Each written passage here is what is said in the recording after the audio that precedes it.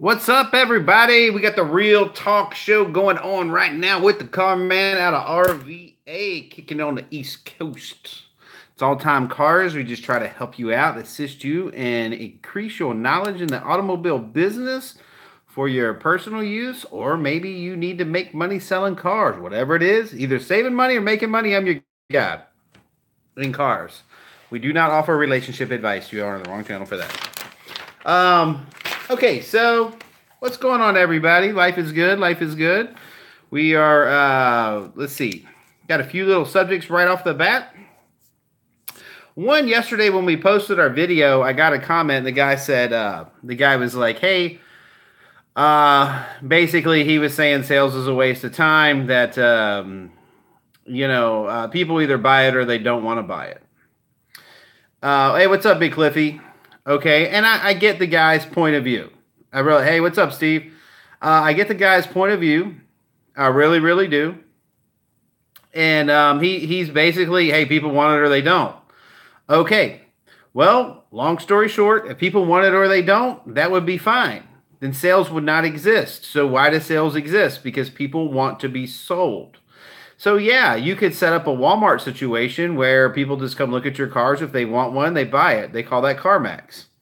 But if you need to survive in a real world where you're trying to pay your bills and you only have limited resources, meaning inventory, then the inventory you got has got to sell, and you need to be knowledgeable about whatever you've got, and you've got to put the customer at ease, and you've got to, be a problem solver. You've got to make the guy get a good deal if you want to earn the guy's business. So sales are not overrated. And that's the point. He tried to dismiss all this training that we're talking about as if it was immaterial or somehow not relevant to making money. That is a very unwise statement. It is very relevant as far as sales are very relevant in every industry there is. Yeah, no pressure. I don't mean no pressure. The guy didn't want to talk about pressure. He's just basically, you don't need a salesperson. If you want it, you can just show up and buy it. That kind of thing. But the thing is, you don't need to have pressure, but you do need to have information, and you do need to be able to present your car well, and you need to be able to answer questions. You need to make them feel like they're getting a good deal and tell them why they're getting a good deal, because somebody else is if you're not. So if you're not a hard worker, you're not competitive, you're not going to make it. And if you do make it, you're only going to barely get by. So I would just offer this simple advice. If you want to make it in this planet, you're going to have to work. It doesn't matter if you're in the car business. It doesn't matter if you're in jewelry, furniture, whatever industry you're in. It takes a lot of work. Tell me what my problem is. Hold on. Big Clip, tell me what my problem is. I have lots of tools and hardly use them. JJ, can you sell them for me? Yes. Okay. I can answer any question though. Yeah, exactly. So I mean, you can. There's different styles of selling. There's no one says you have to pressure cook someone to buy something. I mean, that's just ridiculous. That turns 90% of people off. They used to do it like that. I don't advocate that at all. I mean, just know what you're selling them. Be there. Offer them a test drive. Be a good salesperson. You ever been somewhere and you're like at a furniture store and you're waiting for somebody to show up and nobody ever does, or you're in Walmart and no one ever does, and you're like, damn, all I want is this whatever, and you just can't get anybody to help you? Believe me, helping someone makes a difference. All right, so what else we got going on today? All right, so I got asked, the guy was talking about a paint gauge, what I use for it, or do I use a paint gauge? And I've got a couple other questions. I kind of addressed this earlier in a video, but I'm going to hit this again because I would like to make it more focused on specifically buying cars for the tools that you need. And it's just like anything. If you're a carpenter, there's just a certain group of tools you need, or whatever you're doing, there's just a certain amount of tools you need. There's just different stuff that kind of rounds the house that makes your job a little easier to do. So nothing's complex. It's not very expensive. Very, very cool. Easy thing to do. But a lot of people just overlook it, and it ends up costing them money because they're not prepared when they show up on a site to look at a car for these little stupid things that can keep you from buying it and cost you thousands of dollars. So I am going to make a couple little points here hopefully I can connect with a few people and help you out. Okay, so first let's talk about technology first. So the first thing I think that everyone needs these days, if you're going to be a car buyer, I think you got to have like a smartphone with a little bit of capability. Take halfway decent pictures, that sort of thing. But more importantly, with a little bit of a processor on it so you can KBB cars on the fly. Because that's a big deal. Like getting exact book values. Like you have something, I'm pretty sure a bicycle just went by the front of the house with a guy had a Domino's sign on top of it. But hey, what do I know? Damn, I wonder if I ordered Domino's. No, guys. See, I was checking y'all. I'm on a diet. Okay, so, all right. Where was I at? Where was I with this? Oh, yeah. So, long story short, guy's rocking and rolling. And he's wanting to know the little stuff we need, and we're talking about technology. So, the first thing I put on my phone, I put a couple little apps. Yeah, well, there's paint gauges come in question for other things. I'll get into that in just a second. Okay, so, all right, I'm just putting this down, technology. So let's get into your smartphone. Smartphone, real quick, I would just put, you gotta have the Carfax. Carfax will buy and sell you more cars than anything. And what I mean is you can go to a nice looking car that you're gonna pay for anyway, whether it had accident history or not, just because it's nice and you want it, and you pull it up and voila, she's been popped.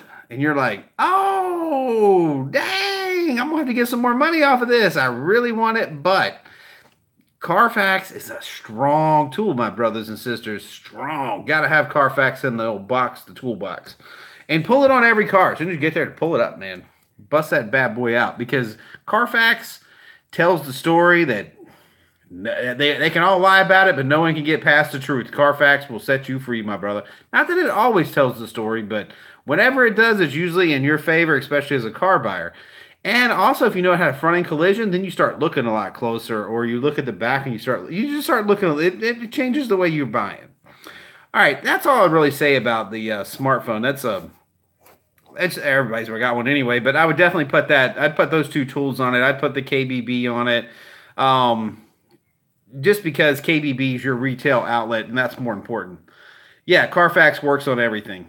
As far as I know they're full U.S. database. I'm pretty sure they got a European database too. So I'd be surprised if Carfax wasn't available everywhere. But that is a great question. If somebody figures that out before the end of this cast, let me know. All right, so moving a little bit further. So we know when we show up, we got to have a couple of things. So a couple of things that can happen when you're there that you want to be prepared for. I got this killer ass Ryobi air compressor. It's a handheld, and it's $20 at the Home Depot. You just switch out the multi-battery. Boom, you've got air, because you would not believe how many cars these people have been sitting on forever. They got flat tires. And it is the biggest pain when you have to deal with a flat tire on the fly. This little machine plugs in so fast and pops an air up so quick that it no longer becomes a hassle.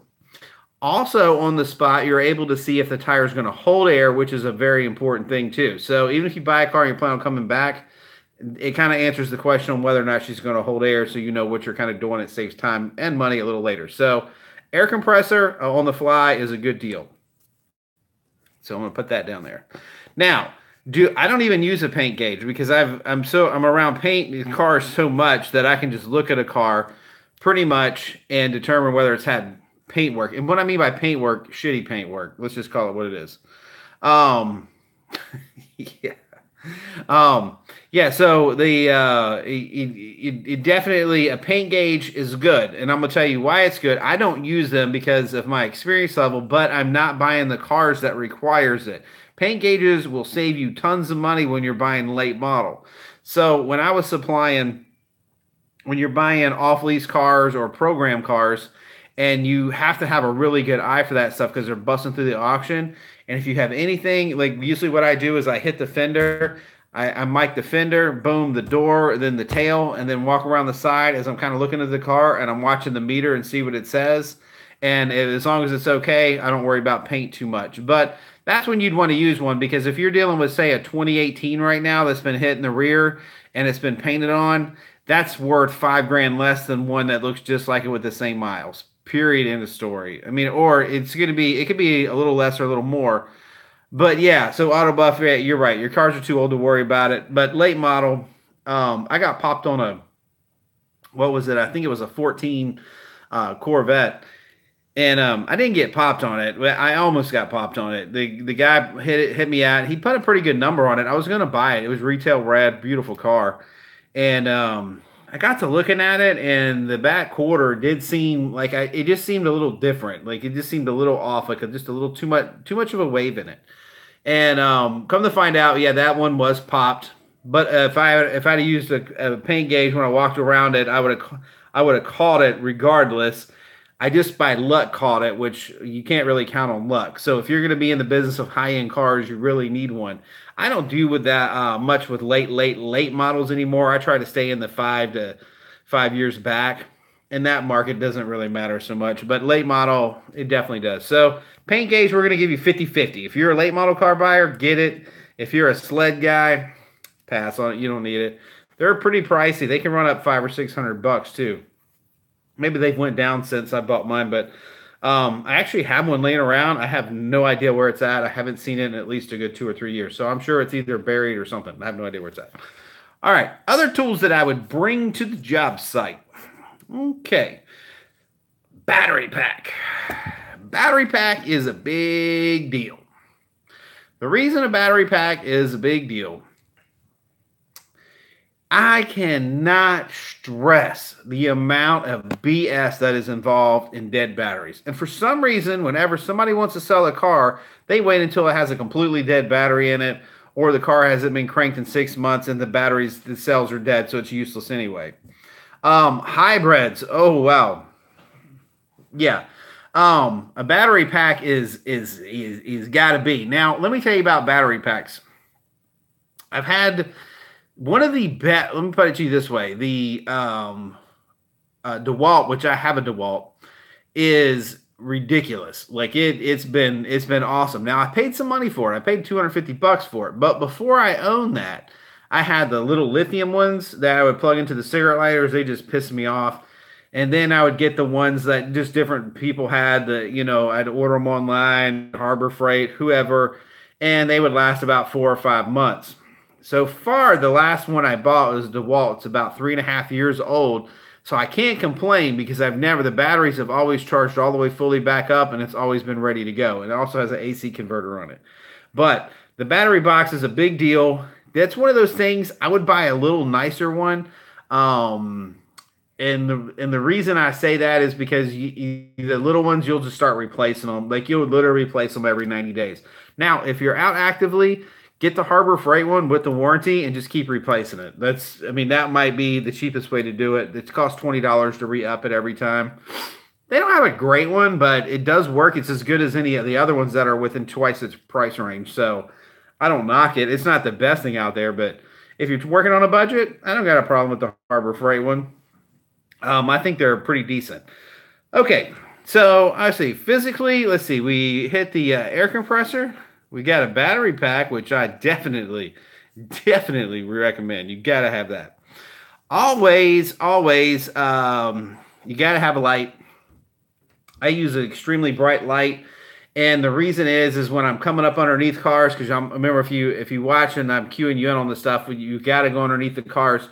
The brighter the light, the more it shows. If you just kind of have a dim one like on your phone or something, you really want more of a flooding light. I have a 500 lumen little lights about this big, and Jesus, it will light up the night sky. But that's what I use when I come under them because I'm kind of looking, especially when you're looking underneath the engine, you're kind of wanting to see a little further up. So you're wanting to see if you've got a drip coming from the valve cover or if you've got a rear main seal. Rust and leaks it's just part of it. I mean, no matter how pretty it is, every car's got a leak somewhere. You might as well know what it is before you buy it. So if you're feeling like the guy's pushing you for an extra 100 and your gut's telling you, if you looked underneath it and then checked it out, you'd probably be like, oh, well, I'm not going to pay the extra 100 because now I know what's up. So definitely a bright light. And you know why I'm at that? People are always like, why do you do this? But I'm going to tell you, get a big, thick beach towel from somewhere. Doesn't matter where you get it from. Just get you a big beach towel. Roll that bad boy up and stick it in the truck. because you would not believe how many times that will come inconvenient when you're out looking at a car. Because once you have to get down and look underneath, man, it gets all, it's like, it's just nasty. I mean, if the concrete can be burning ass hot, it's just dirty. It's just like, it kind of changes the mood. Like if you're under there looking real quick and you've got dirt all over your face and all over your clothes, now that's kind of distracting from the car deal. So I always have like a clean spot. I can kind of just, take a little pressure off the knees and then kind of roll up in there and check it out. Just a little tip that I use. I mean, you don't have to, but it does change things and makes things kind of smooth and cool. It kind of looks more professional. It's getting ready to be Shark Week, so definitely get one that has a big shark on it so they kind of idea what's getting ready to happen to them. That was a joke. All right, what other tools do I bring? So that pretty much is going to cover like the physical side of things. As far as like you have to have. Now, if I had a toolbox and I was bringing like in the back of my truck, there's a few things extra I keep in there. I'll just rattle them off real quick. You don't by any means have to have this. But if you did, you wouldn't be hurting yourself. I keep a floor jack in my pickup truck. I keep a full set of sockets, Torx bits, and stuff like that. I keep an impact gun. And the reason is if I buy a car off-site, and the reason I have the hydraulic jack is because if I buy a car off-site and I've got an issue, I'm not going to deal with a car jack. I'm not that guy. I'm going to jack it up and NASCAR that bitch right on out of there. So that's just how I do it. So, and then let's see what else do I keep in there. I keep a full set of impact tools and, the basics. I keep it coming along because you never know if you get a vehicle, you just get in the weirdest positions. Like somebody will be like, okay, you can have this car that's in the middle of these other two cars. And you're like, what the? Tow strap, just stuff like that. I mean, kind of the basics. It's just, nothing's real special. I ain't got anything like specialized with it. I'm just telling you what's kind of in there. And I eventually end up using it. And the reason I bring the larger sockets too, all the way up to 30. And the reason is sometimes I'm messing around with cars and I use a long breaker bar. But you got to get on that crank pulley to move it to see what's going on. Like, if they have like some secret reason the car's not running, you want to check and make sure the valves aren't hitting. You never take their word for it. So I always kind of prepared for that too. I mean, you don't have to be that involved. You don't have to be that kind of buyer, but I am. So if I will go look at something that's in op just to see what's going on with it, because a lot of times it's no big deal. Just like the key I was telling you about yesterday, I got it today, and man, that guy was like, all this, it was just a bunch of red tape. But anyway, the car's running an hour later and she sounds like a dream. I mean, it's a great running vehicle. And it was an inoperable car. They said it didn't run on and on and on, but I came prepared to find out what was actually wrong with it. And that's how I'm able to make the $2,000 I'm going to make on it. Or probably closer to 16, 1700, whatever it makes. All right. What else is in my tool pack that might be important? Definitely wire snips, stuff like that. You just got to be able to fix on the fly. Okay, so here's how I deal with my with cash. Lauren, go get my 9 out of the drawer. I'll show you real quick. I'll show you how to deal with that. But yeah, I don't keep it on my persons when I show up. And the reason is because somebody can get the drop on you without you knowing it. Maybe you get under the car, it can roll out. But yeah, I think the trunk is one idea. Under the seat, someplace that's that's just not the normal place. If someone was going to set you up to rob you, you kind of want to sit the money somewhere. But I'm one of those guys, and a lot of us watching this are. I mean, usually dudes, I'm not the first guy you're probably going to look at and go, oh, I'm just going to take that guy's money because first, I look like a psychopath, and second, I really am one, especially when it comes to my money. Yeah, definitely being set up is a deal. Now, are you allowed to carry weapons in New York, Autobuff, or have they got y'all so strength out that you can't carry stuff around up there? Because I do. I pack. I ain't ashamed. I do. Jen does. Kids do. We all got guns.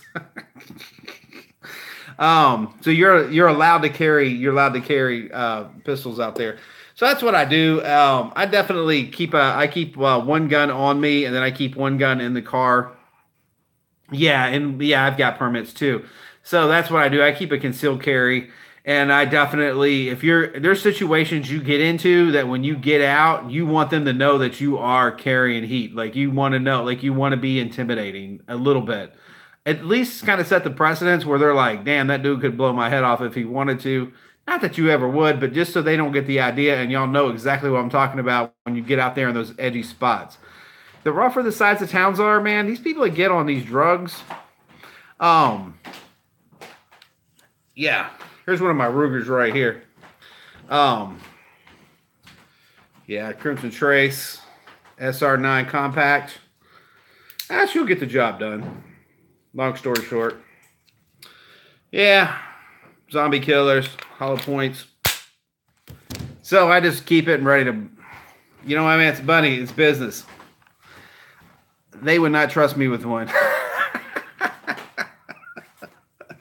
Yeah, so yeah, that's all I needed. One gun's fine. I was just getting the point across. Yeah, Texas we're good to carry for sure. Long story short, yeah, Lauren's my kid. She's just like she's like, okay, man, how many guns you want? Okay, no, we don't need the AK or nothing. We're good. We're just showing somebody on cars right now. We're all right. Yeah, so when you get, I went to, let's talk about a couple of these situations. I was looking at a PT Cruiser one day, and of course, I'm pissed off because the guy isn't where he's supposed to be, whatever. You know, this is back before I was kind of in a dark place, I guess, because I don't know why. I was just like pissed off at whatever. And you know how car people are. We just get pissed off and we're just pissed off that day. So I was just pissed off. So anyway, I pull up and finally I find the stupid ass car. And the guy's like, he comes out. I'm like, dude.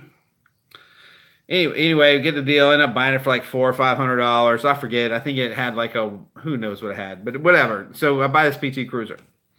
So I come back to pick up this PT Cruiser, and there's 3 dudes, and it's sketch. I mean, it is sketch. There's like abandoned houses.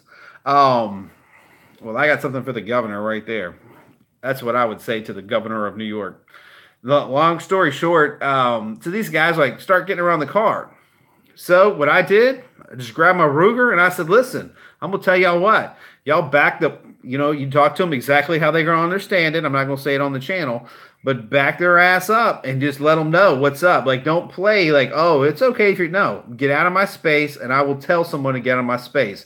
And I'm sure all y'all are aware of that. And you got to be willing to defend that space. Yeah. Yeah, I got you. So anyway, that's what I do, man. Like if someone gets within probably a 10-foot area and I think they're kind of in my perimeter, then automatically I'm on the offense. I'm no longer a nice car guy that's just like helping people out around the world. Now I'm a total dick. And nobody wants to deal with a total dick. So you might as well just, when you're being that guy, just be that guy. You don't have to make friends. Like you're protecting your family's money and your asset, which is what you just bought. So, by the way, let's just do a shout out for the lady in Texas. Let me give a little thumbs up for the lady in Texas. The dude carjacked her, and she jumped in the side of the car, climbed in, told him to pull over. She had 2 kids in the back of the car, I think a 2 and a 4-year-old, and he didn't, and he capped his ass in the head. Yes, that's my kind of girl. I hate to get like that, but like, yes, mama. Don't be stealing no mama's kids in her car. First, she's got to make car payments. Second, that's her babies. You deserve to get shot in the head. I'm just saying that happened in Texas. 2 thumbs up. Texas needs to be happening everywhere. Can't believe people will carjack you, but we could get carjacked as car dealers. I mean, I hate to say it. I mean, we're a great target. We show up, they know we got money, and usually there's only one of us. And yeah, bulletproof Tony and Snatch. Yeah, I am. I used to be crazy, guys. I used to live at whoever's in Texas. I don't know how far you are or where you're at, but I used to live in Sherman, Texas, and then I worked in Dallas, and then Fort Worth, and up there a little bit, off the Red River, and to Durant, Oklahoma, which is, you don't know where that's in the Red River. So yeah, I've been around my share of getting it done. I know how they do it out in Texas, and boys don't play, and that's cool. I dig it. That's how you rock and roll in Texas. Texas is where it's at. It's like that in Virginia too, like in the rural areas of Virginia. I mean, you don't be messing with the man stuff if you want to walk away from him. That's just how it rolls. But we're getting a little bit off subject. All right, so we kind of talked about what we need for the car. So right now I've got you loaded up with guns. Your cash is hidden, and you've got your battery pack. Your truck's ready to switch cars out. And I think you're pretty much there on the tool. Oh well, not really. When you go drive the car, a little tool you might want to invest in. You need to invest in it. Come on, guys, you got to have this. Get you a little scan tool, something with live data. I got one right in front of me. Um, Jamie, don't play that. Yeah, that's right. Yeah, just get you a little scan tool, as you see right here on my kitchen table. I have them just laying around.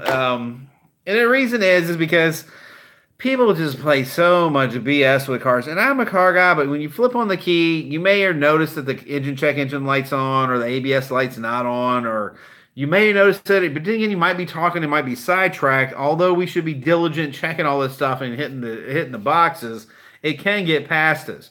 But the car cannot study for the test of the computer, even on its best day.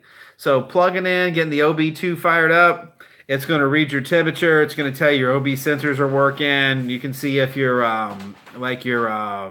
mass airflow, MAF airflow, or whatever, anything, a little sensor that's not acting right, you're going to be able to tell, and you're going to be able to see your fuel trims if you've got like some crazy stuff going on.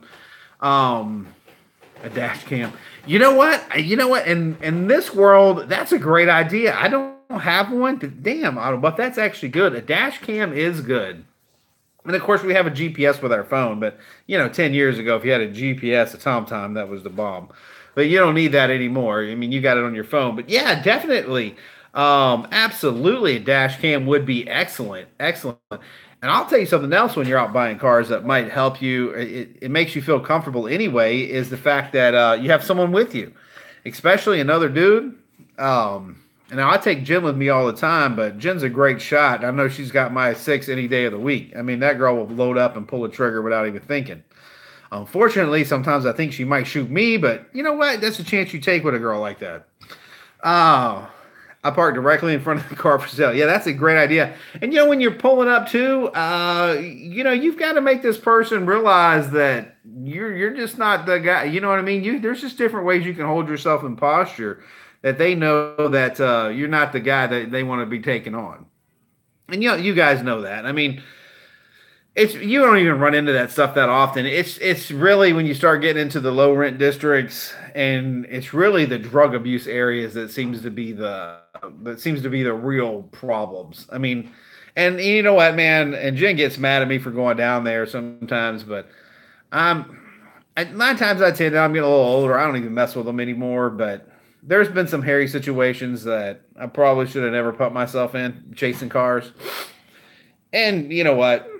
Probably better off just to leave them there. That's what I would do as far as that goes. All right, anything else I'm thinking about on tools? I think dash cam. I'm going to add, Buff, I'm going to add dash cam to my list of stuff that people need. I think that's pretty cool. And I think if you went through the little list and put that together, I think you're pretty much ready to buy cars. Yeah, you know what? Sometimes it's where the best deals are at. Here's where I find my best deals. I don't know if this is going to be politically correct. Is it okay to not be politically correct? I'm not politically correct any of the other days. So I won't be politically correct. So Buff is partially correct that there's a certain market out there of people that will sell their cars without any value associated with the car because they need the money. That's true. But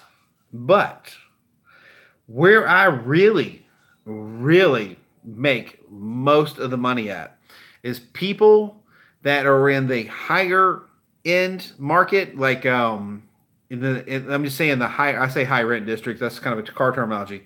The people that make the higher per capita income, when they're selling their kids' cars and their used cars, they put no value to them. So, but they'll go out and put brand new tires on them so their kid can ride around and it's just on their credit card and they ain't thinking about it. Or if they take it to a shop and the shop tells them it needs $1,500, they just run it on their credit card. They're not thinking about it. And then when their kid buys a new car because they graduated whatever, or whoever bought them something, they have no value to what they just spent on it. They just throw them away. They're basically throwing them away. So that's where you usually make the most money at, is people that don't really put a lot of value on a used car because they make plenty of money, or people that are just desperate because they need money. That's the two places that you really can make money. The average guy that's the average kind of in the middle class, the ones in the middle, they tend to know what their cars are worth because they work their ass off, and you know you could make some deals there in the middle section, but that guy, he's probably wouldn't change his own oil, and he probably has a sense of value to his $2,000 car. He's not just going to throw it away. And so they're not nothing to shake a stick at, because sometimes you get simple stuff that's wrong with cars that people in that market don't really understand, which is okay. And then you can get in there and pop a good deal. If you get into just a good running car and you're in that middle class market, the chances are not real high for a good deal. But if you get one that's got a little bit wrong with it, the chances are extremely high for a good deal. And you'll probably get a car that's been maintenance pretty good. And that goes across all three spectrums, really. And that's why I look for cars like this particular Kia is a great analogy, because it's a 2005. And the ad basically said that this is a non-running vehicle. Serpentine belt came off. You know, and he had a picture of it, looked really good, but of course I knew that was bullshit. But anyway, when I rolled up on it, I mean, it was an '05. I could see past the dirt. The body was still pretty good. Some staining inside, but still relatively okay. When I started it up, I mean, she just rattled and weaseled because it hadn't been ran in a year and a half, but I knew that it was all solid. And that's a great deal for $800, because there's a guy that doesn't know how to fix it, and it gave you a door to walk through to get there. If that car would have been running, this guy's looking at a book, the same guy would say, hey, look, even though it only took an hour to fix it, the same guy would say, hey, the book value says this car's worth $3,500. I want $5,500. So there you go. So you kind of got to jump out of the window into the frying pan sometimes to try to find. You just got to go out there and get your hands dirty and find out what's going on with people. And believe me, a lot of them, they're not even lying to you. They really don't know what's wrong with the car, or whatever they think's wrong with the car is not even wrong with the car 90% of the time. All right, guys. Well, that's about it tonight, because I'm about 30 minutes in now. I'm trying to keep this down low, keeping it real. Anyway, I do appreciate all of the conversation. Let me check on you guys and see what they got. They feel guilty, so they put good. Because absolutely. Cliff said that they feel guilty, so they're taking care of their kids' cars. They're excellent. Those are some of the best cars out there. And the opposite hand of them, sometimes they can be the worst cars out there, because those kids just dog the living nuts out of those cars. But sometimes they're really good, especially if you get a young female, she's just using it for school or whatever. She ain't hurting it. Her parents are going to make sure, like, its car is just nice. You know what I mean? But, yeah. So, all right. So tomorrow, if y'all guys got something you want to talk about, let me know. And I want to hit in. I got an idea what I'm going to do tomorrow night. But if you guys come up with something that's better, I will definitely address it. Yes, they never check the oil. That is a fact. Ooh. The things we do for cars. The things we do for the love of cars. The things we do for the love of money. The making money on cars. Anyway. All right, guys. Peace and love. I'm getting this look from Jen. Jen, can you say hi to everybody? Hi, everybody. Come say hi to everybody. No. Everybody wants you to say hi. Does everybody want Jen to say hi? Say hi. They don't. Hi, guys. Oh, Jen's just going to say hi, guys, incognito. Okay, she just got home. Yeah, we'll give her a break. All right, peace and love. I know this woman likes to eat. You ain't never seen a woman likes to eat more than Jen does. So I will go ahead and give her something. I guess go take her to get something to eat or whatever. All right, peace out. Oh, what's up? Hey, what's up? Okay, he's just catching it. All right, Francisco, we're rolling out right now, but we will be back on tomorrow at what time, guys? We're going to be on at 8 o'clock tomorrow night. Peace and love from Richmond, Virginia. Shop the Amazon store. Please shop till you drop. All right, peace out, fools. I will see you on the next one.